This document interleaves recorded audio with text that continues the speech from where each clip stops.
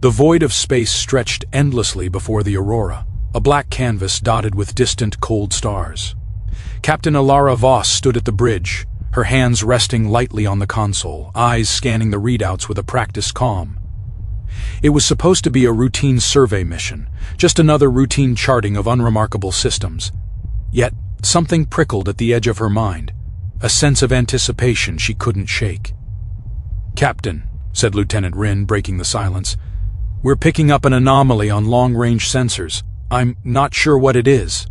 Alara's brow furrowed as she leaned closer. The screen showed a faint, pulsing signal originating from deep within an uncharted sector. Its pattern was unlike any natural phenomenon they'd encountered. A rhythm, almost deliberate. "Send it through to the main console," she ordered. The bridge lights dimmed as the signal's waveform materialized. It was old, very old, decades old if the decay patterns were accurate. "A distress beacon?" Rin asked, incredulous. "Or a trap," muttered Ensign Tali from her station, her voice tight with unease. Alara studied the signal. It was faint, fragmented, but unmistakable. A call for help.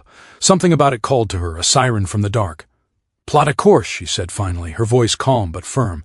"We're going to see who's still waiting out there." The crew exchanged glances, the tension thickening the recycled air of the bridge. Whispers of superstition and old ghost stories about ships lost in the void flitted through the minds of some. Among them, the Odyssey, the legendary ship that vanished 40 years ago on a similar survey mission, was never far from anyone's thoughts. The Aurora shifted on her course, engines humming steadily as the stars outside streaked into narrow lines of light. As the uncharted system grew larger on the viewports, an unnatural quiet settled over the crew, the kind that prickled skin and tightened chests. Then, as they crossed the edge of the signal's source, the shape of a massive ship emerged from the darkness. It floated like a corpse in space, enormous and impossibly intact. No lights, no movement, just the haunting outline of a vessel that time had forgotten. Alara swallowed, the weight of the moment pressing down. "Prepare a boarding team," she said softly, almost to herself. "We're about to find out why the Odyssey never returned." The airlock hissed and spat condensation as Alara stepped onto the Odyssey's gangway, her boots clanging against the metal with a sound that seemed almost too loud in the oppressive silence.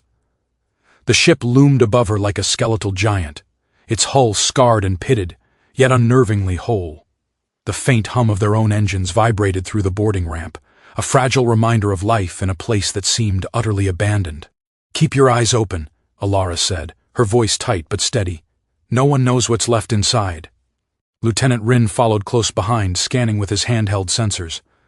"Life signs, none detectable, but the energy readings are unusual, almost like the ship itself is aware of us." Alara's stomach tightened. "Unusual how?" "Pulsing," Rin said, voice almost a whisper, "like it's breathing." The corridor they entered was long, lined with observation windows that reflected distorted images of themselves. The lights flickered as if in acknowledgement, then steadied. Empty bunks, tables set with meals long grown cold, and personal items lay scattered as though the crew had vanished mid-activity. A child's toy rested on a console, dusty but perfectly intact. Tali shivered, clutching her datapad. "It's like a ghost ship," she murmured. "Everything here is frozen in time." As they ventured deeper, the flickering lights revealed glimpses of movement, shadows that didn't match their own, reflections that lingered too long. Crew members began murmuring, voices rising in anxious whispers, claiming to see figures at the edges of their vision. Then came the first disappearance. Corporal Hales had been recording the corridor when he vanished mid-step, leaving nothing but a faint echo of his last shout. The boarding party froze, hearts hammering. The sensors confirmed only one thing: he had simply ceased to exist. The Odyssey's command logs began to play automatically, a crackling voice emanating from the walls. "You were never supposed to find us," it said. The words seemed to reverberate through the metal, almost alive, carrying with them a chill that sank deep into their bones. Alara clenched her fists, forcing herself to remain calm. "Stay together. Whatever's here, it wants to scare us. Don't let it." But even as she spoke, the air around them seemed to pulse in response, the ship's heartbeat, or something else, syncing with their own. Every shadow felt like it might leap from the walls, every whisper a warning. The Odyssey was more than abandoned. It was sentient, and it had noticed them. The Aurora shuddered as they detached from the Odyssey, but the anomaly that clung to the derelict did not release them.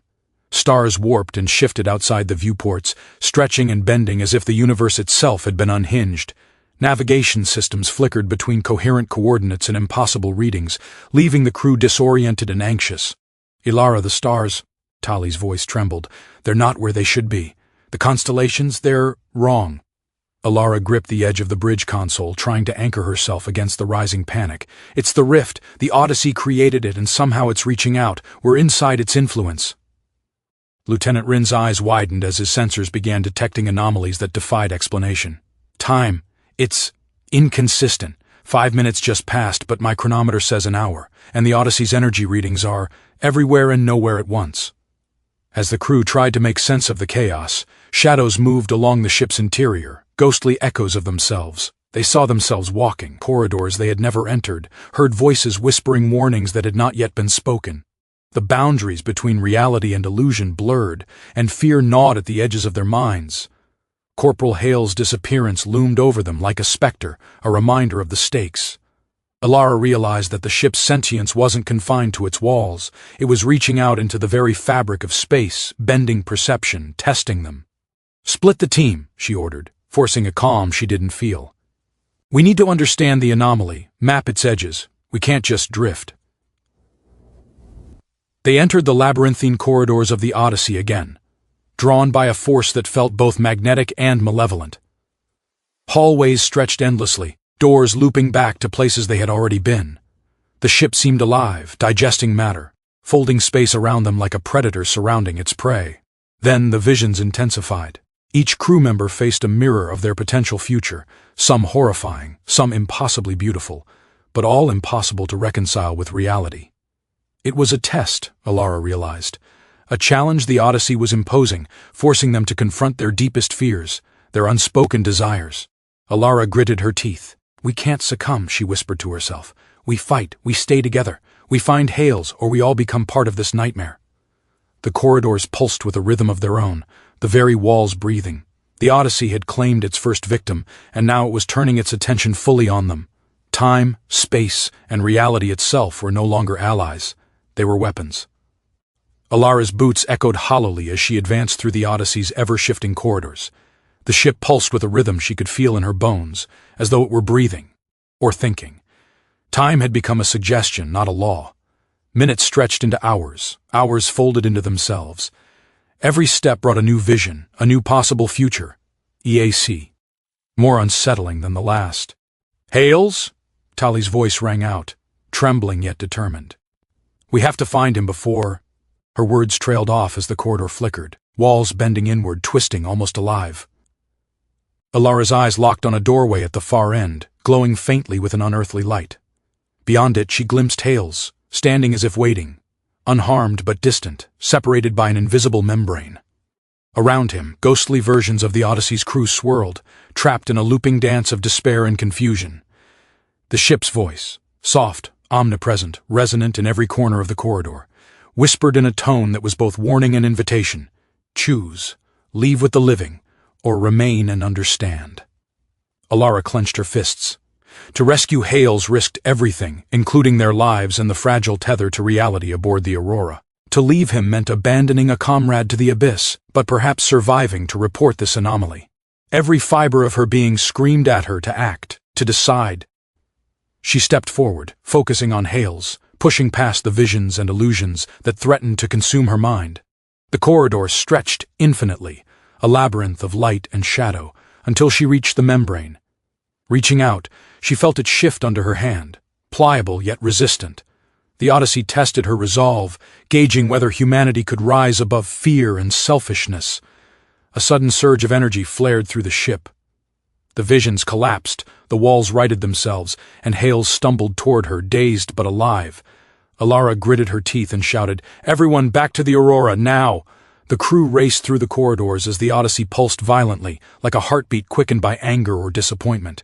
One by one they emerged back onto the Aurora, shaken, altered, but alive.